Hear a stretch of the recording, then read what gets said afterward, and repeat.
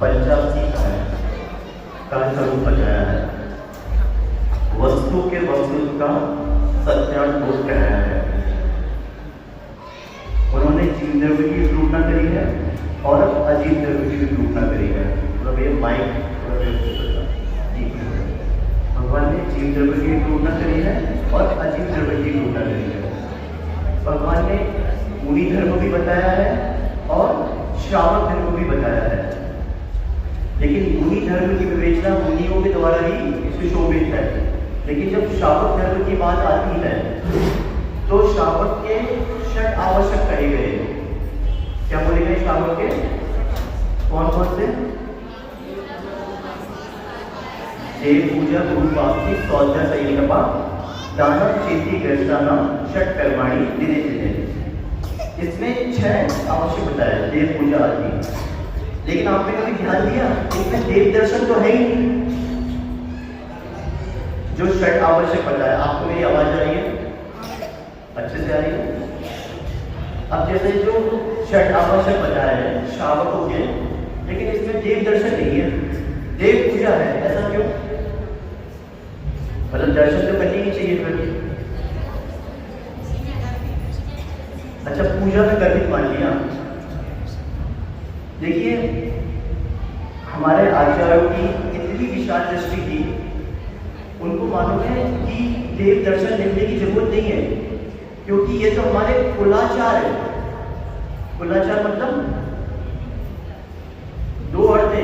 एक तो वो मतलब आचरण जो हमारे खून खून में, रोग रोग में व्याप्त है, और एक हमें जो अपने पूर्वजों से संपदा में मिलता है, एक कुलाचार है। ये किसी को बताने की या लिखने की जरूरत नहीं है। उन्हें मालूम है जैनी है और देव दर्शन जरूर करेगा ही, तो लिखने की भी आवश्यकता नहीं है। जय देव दर्शन जरूर करेगा ही।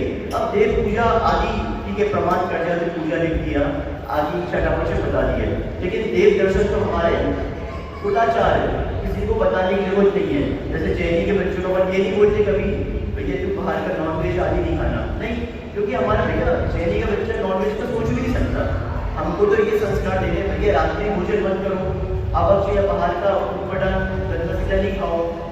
ये हमारे एक मापदंड है, हमको बताने की जरूरत नहीं है। देव दर्शन को करेगा ही। ऐसे ही कुछ बातें हैं सिद्धांत पूर्वक, आध्यात्म पूर्वक, न्याय नीति पूर्वक, जो हमको मालूम होना चाहिए, हमको बताने की जरूरत भी नहीं है।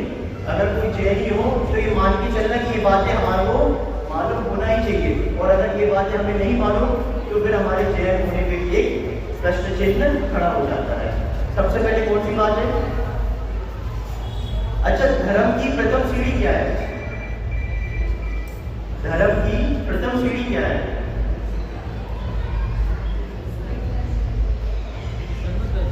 हाँ, सम्यक दर्शन। देखो, सम्यक दर्शन को है ना मोक्ष मार्ग की प्रथम सीढ़ी कह सकते हैं, लेकिन धर्म की प्रथम सीढ़ी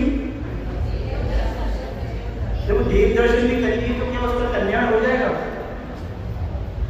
अगर सबसे पहले कोई चीज है तो अपने आप को जीव द्रव्य मानना। अगर वो अपने आप को जीव द्रव्य ही मानेगा, अगर वो अपने आप को सिर्फ शरीर मानेगा, तो किसका कल्याण करेगा? देखो, आप लोग, हम कौन है? जीव। क्या जीव? इस शरीर की उत्पत्ति हुई है कि आत्मा की उत्पत्ति हुई है? हाँ, आत्मा की। आत्मा की। अच्छा, शरीर का नाश होगा कि आत्मा का नाश होगा? तो सबसे पहले क्या होना चाहिए? हम देखो, यहाँ पे नहीं मालूम कि हम जीव द्रव्य है। सबसे पहले क्या मालूम होना चाहिए कि हम जीव द्रव्य है। आप लोगों को आश्चर्य होगा, भैया कैसी बात कर रहे हो, ये सबको मालूम ही है, लेकिन ये सामान्य बात नहीं है। इस चीज का ध्यान होना कि मैं जीव हूँ। टोटल कितनी आबादी होगी भैया? वर्ल्ड पॉपुलेशन कितनी होगी? हाँ, लगभग 140 करोड़ भारत में, कुछ चाइना में 280। मैंने आज गूगल किया था तो 814 करोड़ मनुष्यों की मतलब है पॉपुलेशन है, 814 करोड़। उसमें से कितने लोग को मालूम है कि मैं जीव हूं? हाँ, 1% लोगों की संख्या नहीं है जो अपने आप को जीव मानते हैं। देखो, वैज्ञानिक लोग तो आत्मा को मानते ही नहीं है। और सबसे ज्यादा संख्या किसकी है? चारवाक की। वो क्या कहते हैं? जावा जीव सुख जीव ऋण कृत्वा कृतम में बढ़ती मोटर से देह से पुनर्वृत्ता। मतलब जब तक जियो ऋण लेकर के घी पियो, ऐस मौज करके जियो। किसने देखा स्वर्ग, किसने देखा नरक? एक दिन तो हमको मर जाना है। तो ऐसे ही कोई चारवाक तो नहीं है यहाँ पे। किसने देखा भैया स्वर्ग नरक, किसने देखा पुण्य पाप? इसलिए क्या कह रहे हैं? सबसे पहले अपने आप को क्या मानो? जीव द्रव्य। अब जीव में हम कौन से हैं? जीव के बहुत से प्रकार के भेद किए गए। अब जब जीव की बात करते हैं तो संसारी और मुक्त में जो सकल निकट परमात्मा है, अरिहंत भगवान सकल परमात्मा है, सिद्ध भगवान निकट परमात्मा है। संसारी जीव की बात करते हैं तो त्रस और स्थावर की बात करते हैं तो एक लिए जो स्थावर जीव की बात करते हैं। सबसे ज्यादा संख्या स्थावर जीवों की है। एक नोट पे असंख्यात जीव है, असंख्यात। आप जैन धर्म का असंख्यात के बारे में सुनोगे तो बोलोगे भैया कितना विशाल है, असंख्यात। तो क्या कह रहे हैं हम? जीव कौन से? स्थावर की 3 इंद्रिय की 4 इंद्रिय, पंचेंद्रिय। पंचेंद्रिय में संगी की असंगी? असंगी। संगी जीव है। आप विचार कीजिए, हम जीव है, वो भी संगी पंचेंद्रिय जीव। उसमें भी हमको ऐसा महान फल मिला है, उत्तम देश मिला है, सुसंगति मिली है। कितने भाग्यवान हैं हम। देखो समुद्र में खोया हुआ एक पत्थर या रत्न दोबारा मिल सकता है, लेकिन ऐसा जैन कुल देव दर्शन सच्चे देव शास्त्र का समागम उससे भी, मतलब वो पत्थर में मिल जाएगा लेकिन पुनः ऐसा मिलना उससे भी ज्यादा दुर्लभ है। कभी इस चीज पर विचार किया आपने? तो इसलिए सबसे पहले क्या मानना है? हम जीव द्रव्य है। अच्छा, हम आत्मा है। अब आत्मा कौन सी? बहिरात्मा की अंतरात्मा? बहिरात्मा। जो मिथ्यात्व के साथ है वो बहिरात्मा, सम्यक के साथ है अंतरात्मा, और जिन्होंने कर्मों का निष्ठा कर ली है वह परमात्मा। तो बहिरात्मा से निकल के अंतरात्मा को आना है और अंतरात्मा को छोड़ करके तो परमात्मा को प्राप्त करना है। तो ये जो बात होगी कि भैया हम जीव है। अब दूसरी कौन सी बात? अच्छा, आप लोग पुनर्भव में विश्वास करते हैं? पुनर्भव में विश्वास करते कोई है जो पुनर्भव नहीं मानता हो? ऐसा तो नहीं कोई चारवाक के भैया शरीर का नाश, हमारा नाश, किसने देखा स्वर्ग नरक?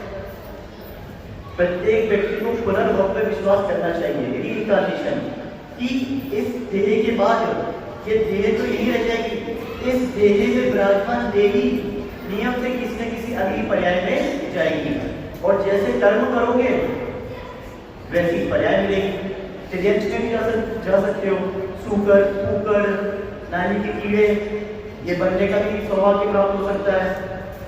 नारी की जीव भी बन सकते हो, और अगर अच्छे कर्म करें तो अच्छा कुल पुनः मनुष्य पर्याय मिल जाएगी, देव पर्याय मिल सकती है। तो किसे मानना चाहिए हमें? पुनर्भव को। देखो, एक पुनर्भव को व्यक्ति मानेगा तो कर्म सिद्धांत को भी मानेगा, कर्म सिद्धांत आदि को मानेगा तो आत्मा को भी मानेगा। और जब हम अपनी आत्मा को मानेंगे तो कल्याण किसका करना है? देह का कि आत्मा का?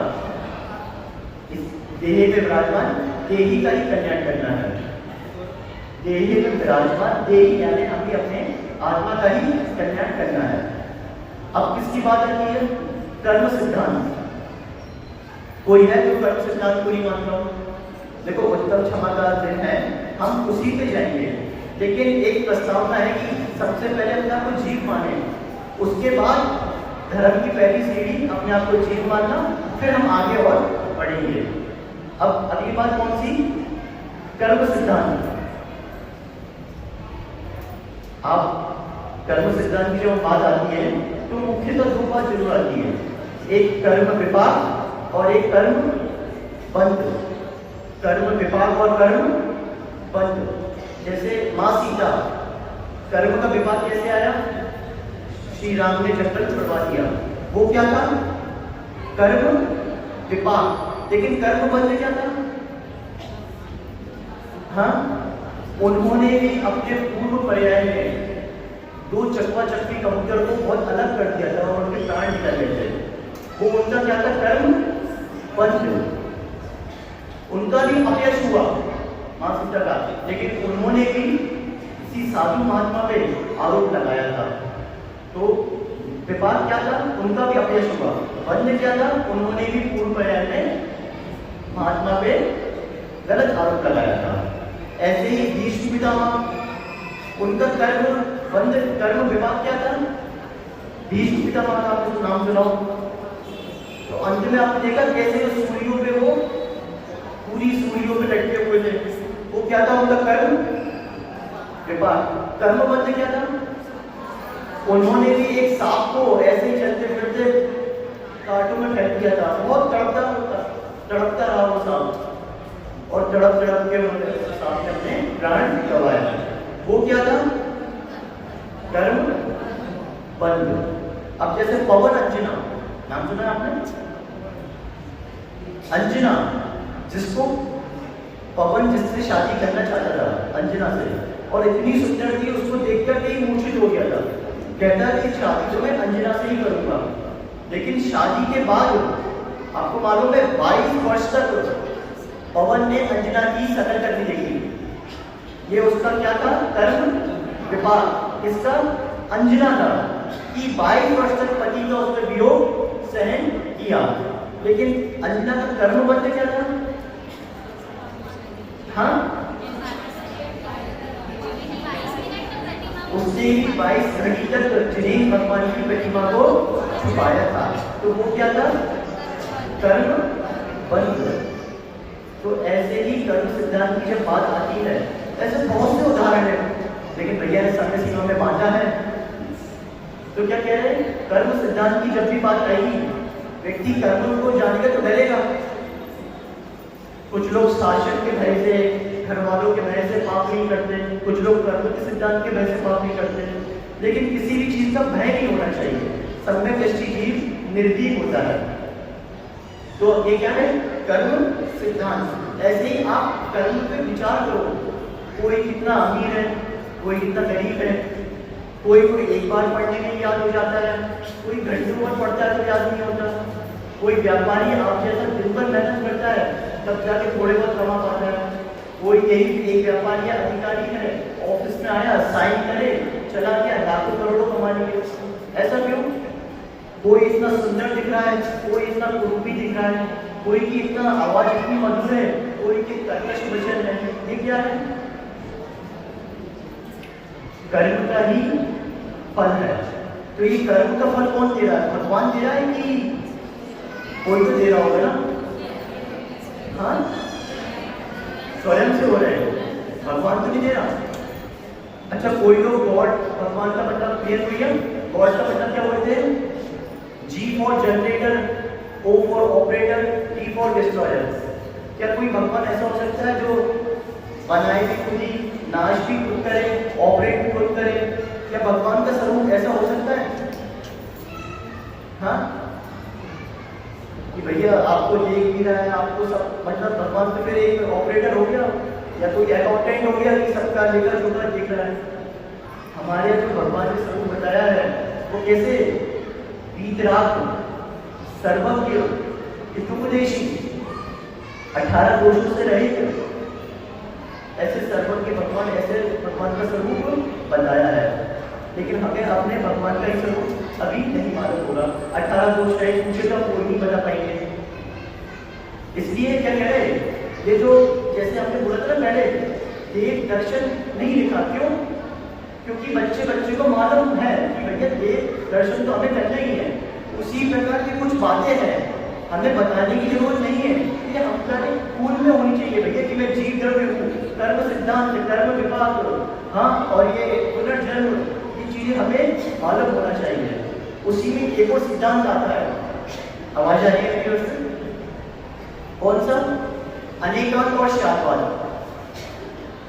नाम सुना है आपने? जैनियों के प्राण है ये अनेकांत शादवाद। और अगर इस चीज का ही हमने ज्ञान नहीं लिया, क्या होता है अनेकांत? अगर कोई बोले, आपका नाम क्या भैया?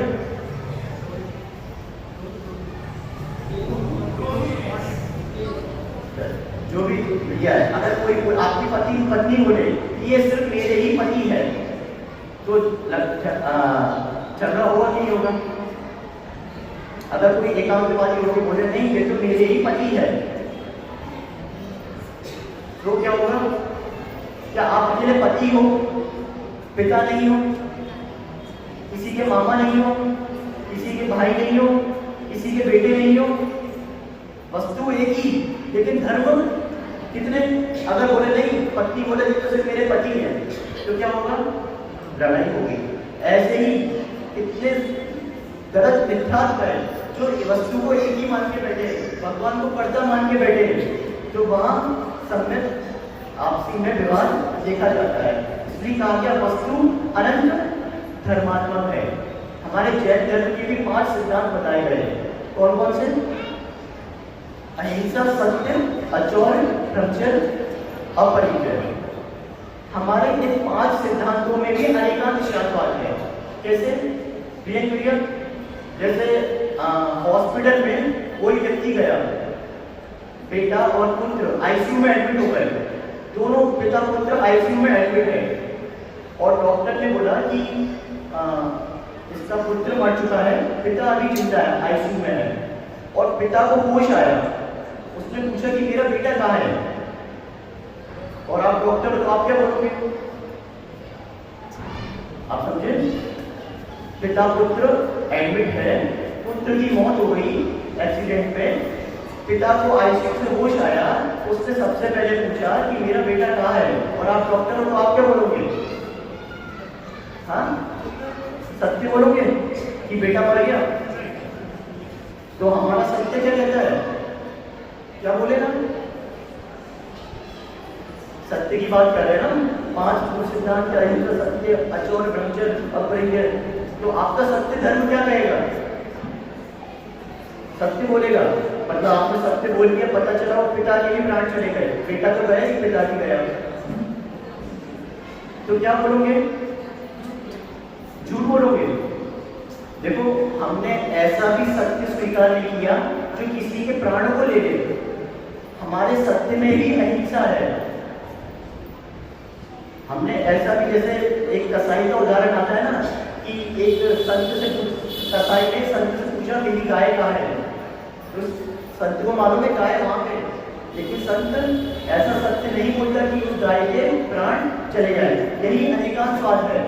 हमने ऐसे भी सत्य को स्वीकार नहीं किया जो किसी के प्राण को ले ले।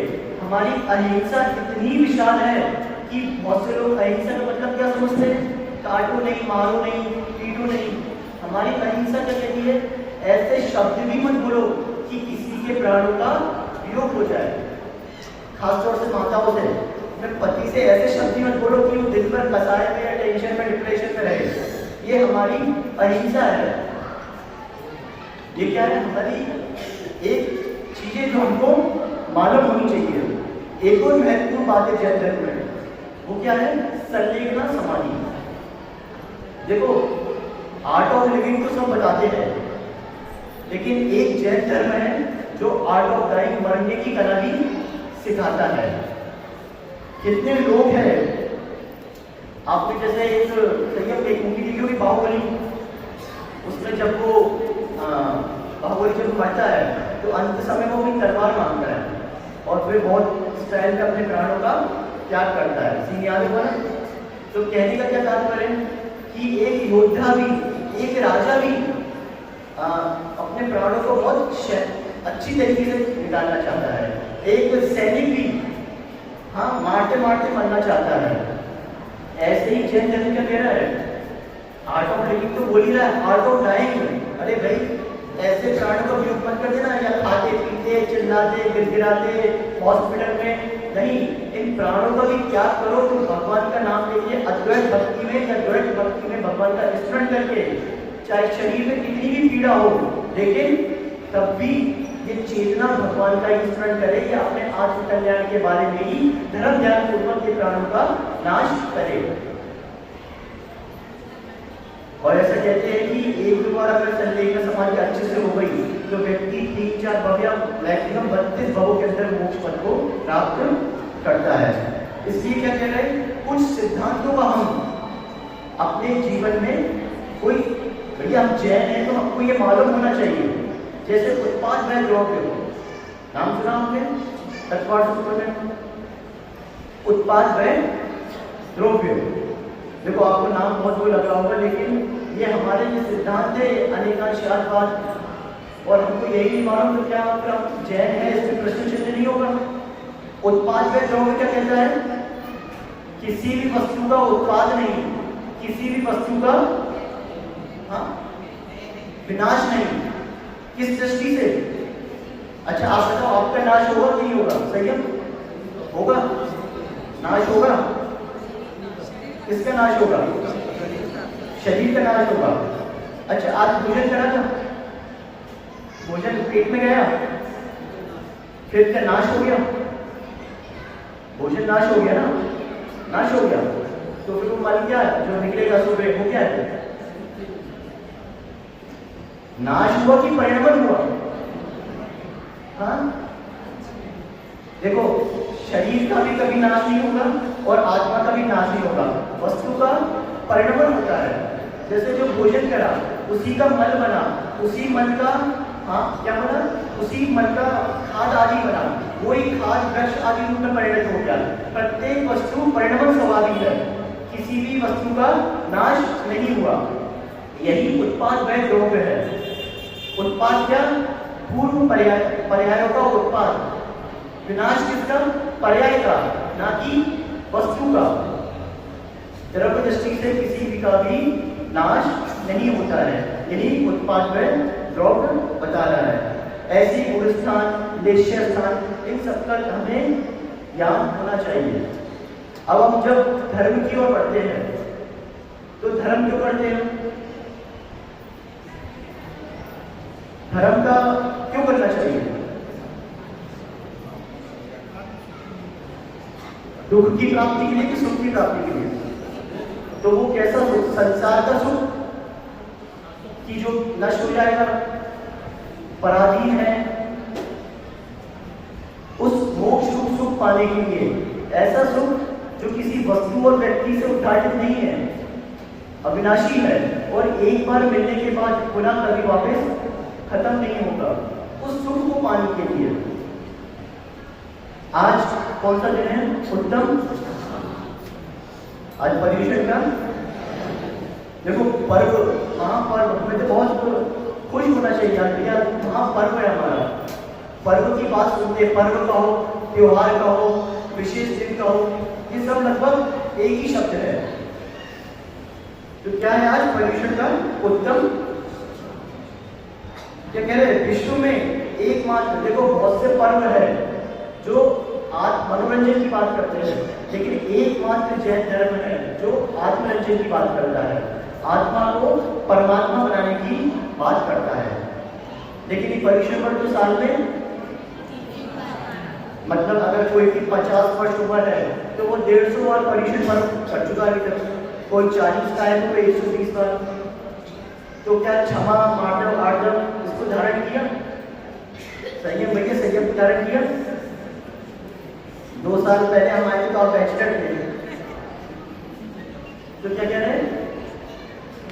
अगर 25 के भी हो तो 75 वाला भी पर्युषण पर्व बना चुके हो आप। तो वास्तविकता में क्या हम इस रूप को समझ पाए? तो प्रश्न उठता है कि भैया कैसे बनाए पर्युषण पर्व? क्यों प्रियंक भैया कैसे बनाए इस बार के पर्व? आज तो नया करते हैं, कोई स्कॉलर को बुला लेंगे या फिर कोई संगीतकार को, किस तरीके से बनाए? या उपवास करके, कोई माता पूछी होगी कि आप 10 उपवास करेंगे इस बार, कोई कह रहे 16 कारण, किस तरीके से बनाए? भूखे रह के, या कोई ने आजकल ई उपवास चल गया है। अभी हम थे कुछ दिन, एक कह रहे थे भैया मैं इस बार पर्युषण में इंस्टाग्राम ही चलाऊंगा, तो किस तरीके से बनाया हुआ है? देखो, चाहे 2 वक्त खा लेना, ज्यादा उपवास नहीं कर पाओ मत करना, एक पूजा कम कर लेना, लेकिन कम से कम अपने परिणामों को, अपनी कसाई को, अपनी इच्छाओं को जरूर शांत रखना। उपवास कर लिया लेकिन क्रोध कसाई और कोई भूखा व्यक्ति हो तो सबसे ज्यादा क्या आता है? पता चला सासू माँ ने उपवास करा और बहू पे चिल्ला रही है, या बहू ने उपवास करा तो दिन भर मोबाइल पे रील्स चला रही है।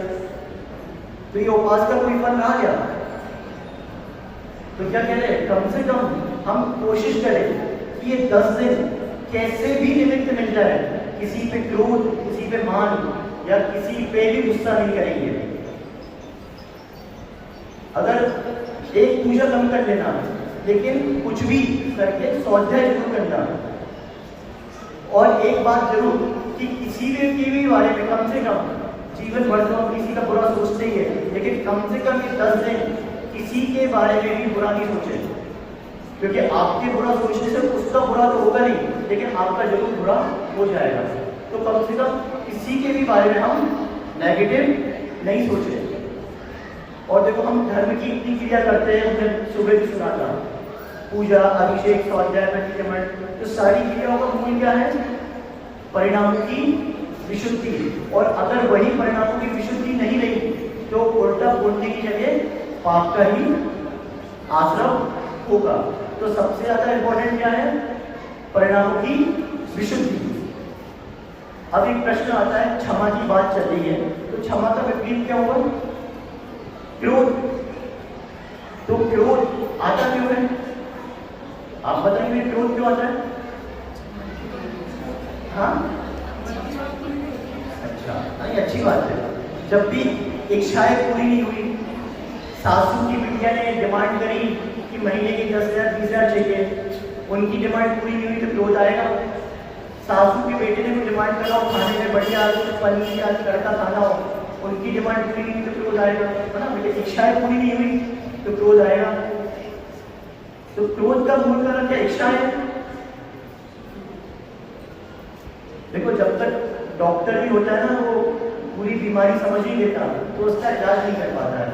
ऐसे ही हम अपने क्रोध का कारण नहीं समझेंगे तो उस क्रोध को शांत करके क्षमा धर्म को भी कभी प्राप्त नहीं कर पाएंगे। मुख्यतः 10 कारण रहेगा क्रोध के। सबसे पहला तो इच्छाएं, आकांक्षाएं। जब भी इच्छाएं होगी, आकांक्षाएं होगी और उसकी पूर्ति नहीं होगी तो क्रोध आएगा। दूसरा कारण योग्यता का अभाव। कैसे? बनना तो कलेक्टर चाह रहे हैं, लेकिन योग्यता चपरासी बनने की मिलेगी। सोच तो रहे कि कहीं किसी कलेक्टर से शादी होए, लेकिन ना सकल ना सूरज, मतलब योग्यता है नहीं और इच्छा इतनी बड़ी है, तो नियम से व्यक्ति को क्रोध आएगा। दूसरा, एक तीसरा मेन कारण है पर को देखना। और मंदिर में तो हम इसलिए आते हैं कि किसने क्या साड़ी पहनी है, किसने क्या किया है, पांचों कटाए, स्त्री, राज, चोर, भोजन कटाए, वो मंदिर में तो होती है। जब भी व्यक्ति पर को देखेगा तो क्रोध करेगा ही करेगा। दूसरा, एक और कारण है अज्ञानता। अज्ञानता के अभाव में व्यक्ति क्रोध करता है। जैसे अभी आपको मालूम है, अग्नि गर्म ही करेगी तो उसको मत छुओ। ऐसे ही उन निमित्तों से बचो जो क्रोध दिला रहे हैं, उन निमित्तों से बचो जो मेरे परिणामों को कलुषित कर रहे हैं, उन निमित्तों से बचो जो मेरी दुर्गति कर रहे हैं। एक और आता है ममत्व भाव। अपने संतान के प्रति या किसी भी वस्तु के व्यक्ति के प्रति ममत्व, आसक्ति, राग, और जब वो चीज नहीं मिलती तो क्रोध आता है। अगर आपके चाहिए भैया कोई मोबाइल ले ले, मोबाइल पे इतना ममत्व है, इतना राग है, तो क्या होगा? कोई भी वस्तु या व्यक्ति हो, इसलिए कोशिश करें कि किसी भी वस्तु या व्यक्ति पे हमारा ममत्व, हमारा राग, हमारी कर्तव्य बुद्धि नहीं हो कि वो हमें क्रोध आए। एक और मुख्य कारण है क्रोध का, वो है भोजन। आप लोग भोजन को बहुत सामान्य समझते हो, लेकिन एक एक्सपेरिमेंट करना कि 10 दिन बहुत हल्का भोजन करना, और कभी अगर गरिष्ठ भोजन करते हो, अच्छा तला तला खाया, मिर्ची खाई, और फिर अपने परिणामों को देखना। सबसे ज्यादा व्यक्तिगत जीवन में प्रभाव किसका होता है? भोजन का। और वो कहते हैं ना, जैसा होगा अन्न वैसा होगा, और जैसी होगी वाणी जैसा होगा जो भी हो। कहने का सार ये है, सबसे ज्यादा प्रभावित क्या रहता है? भोजन। आप कभी भी देखना, अगर अच्छा मिर्ची खाई हो, चटपटा खाया हो, सबसे ज्यादा क्रोध और सबसे ज्यादा विकार बढ़ाने वाला है तो भोजन, वैश्य भोजन। भोजन की भेंट भी करें तामसिक, राजसिक, सात्विक, तो इसलिए भोजन अच्छा होगा तो विचार भी अच्छे होंगे, और विचार अच्छे होंगे तो व्यक्ति हमेशा उन्नति को ही प्राप्त करता है। एक और कारण है अभ्रम का सबसे ज्यादा सेवन। अभ्रम के सेवन से व्यक्ति हो तो खोखला जाता है और पूरी शक्ति क्षीण हो गई, तो क्रोध को दिलाता है। पुण्य की क्षीणता से भी अधिक क्रोध देखा जाता है, और इस क्रोध को शांत करना हो तो उसका सबसे बढ़िया उपाय क्या है? स्वाध्याय। देखो, स्वाध्याय परम तक कहा गया है। आचार्य श्री भी कहते हैं, लौकिक शिक्षा के साथ साथ आध्यात्मिक शिक्षा को भी ग्रहण करो। इसलिए हम अपने क्रोध को जाने, और हमारे धर्म में तो ऐसे कहा गया है, देखो जानो और जाने दो। इससे ज्यादा क्या कोई कर सकता है? इसलिए हम इस क्रोध को समझें और ऐसा पुरुषार्थ करें। एक धन्य हो भगवान पार्षद 10-10 भक्त कमर में उपसर्ग किया। धन्य हो माँ सीता, श्री राम ने जब जंगल छुड़वा दिया तो उन्होंने क्या कहा? अगर आज की कोई नारी होती तो कहती सी यू इन कोर्ट। लेकिन धन्य हो माँ सीता, जिन्होंने क्या कहा? कृतात्मक से कि श्री राम से कहना, जैसे लोग अपवाद के चक्कर में मुझे छोड़ दिया, ऐसे ही कभी कुछ भी हो जाए लेकिन सम्यक देव शास्त्र को नहीं छोड़ना। धन्य हो द्रौपदी, जिसके युद्ध में पूरे शिशु, उसके जितने भी बालक थे सबको मार दिया गया, लेकिन जब विरोधी के बालकों को मारने की बात आई तो उसने मना कर दिया। धन्य हो यशोधर मुनिराज, शेरनी ने क्या किया था? मरा हुआ सांप डाल दिया था, और 3 दिन तक उनको उपसर्ग रहा, और जब उनकी आंख खुली तो ऐसा तो नहीं कि श्रेणी को श्राप और चेला को वरदान। धन्य हो दिगंबर मुनिराज, अरे उनको तो क्षण मात्र भी बोल नहीं आया, दोनों को सामान्य आशीर्वाद दिया। इसलिए आप क्या कह रहे हैं? क्रोध को जाने। तीव्र क्रोध होगा तो उसकी सांसें भी आप देखना बहुत तेज चल रही होगी। इसलिए अपने जैन धर्म में अंतर्मुहूर्त कहा गया है 48 मिनट। कभी भी भैया तेज क्रोध आए तो कम से कम 48 मिनट तक शांत रहना।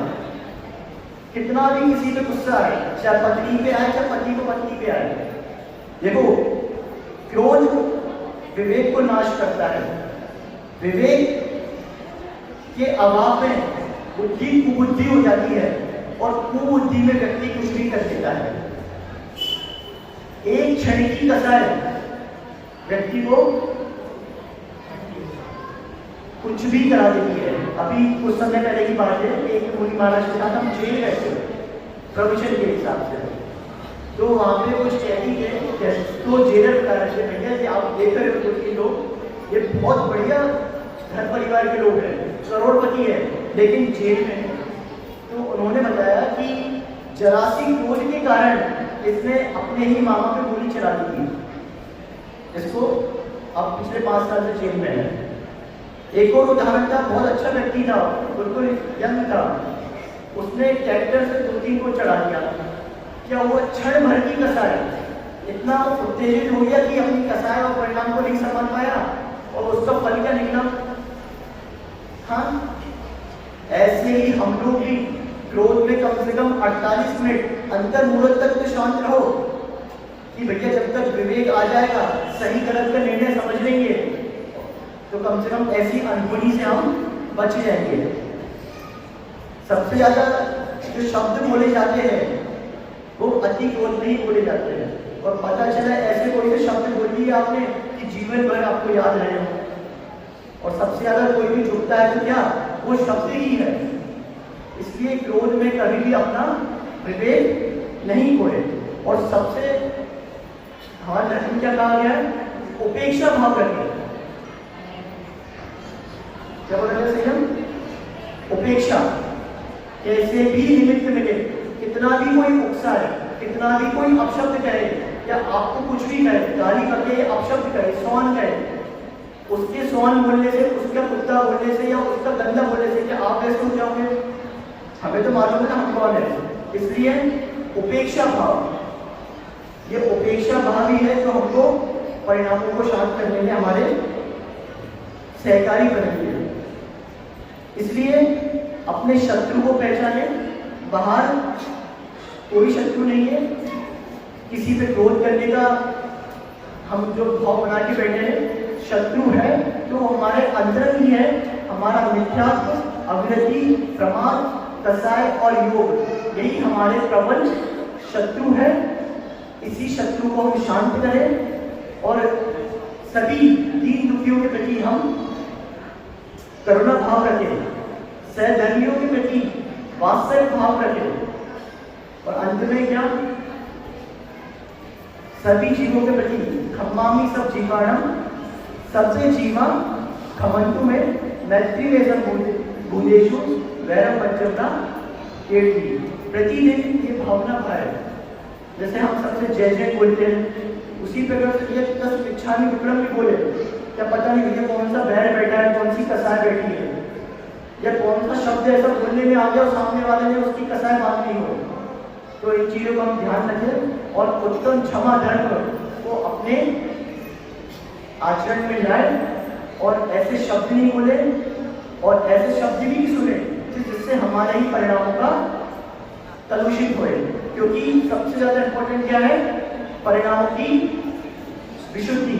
आचार्य जी कहते हैं करोड़ों की संपत्ति नाश हो जाए, सब कुछ चला जाए, लेकिन परिणामों की विशुद्धि नहीं जाना चाहिए। जय बोलिए आचार्य भगवान विश्वेश्वराचार्य जी महाराज की जय, उत्तम क्षमा धर्म की जय। थोड़े से प्रश्न लेंगे, थोड़ी सी।